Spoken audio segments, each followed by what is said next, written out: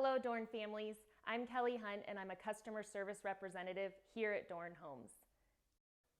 And now I'd like to show you how to change out your air filters. Grab a ladder, be careful.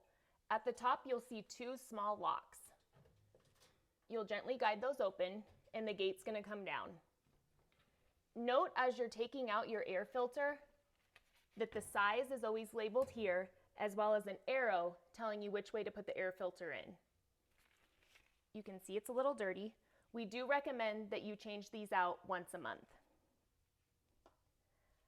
Above your large air filter is your fresh air fan. Every Dorn home is equipped with a fresh air fan. There's a thin metal slide that you'll remove. As you remove it, your small fresh air fan filter is going to come out. Again, note the size, as well as notice that only the top of the filter is really used, as the fresh air fan is high up in the ceiling.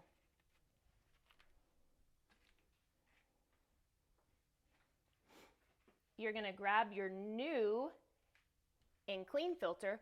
We recommend you change your fresh air fan filter 2 times a year or every 6 months. There's nice little metal guides here. Just slide it back up. Put the metal guide back in.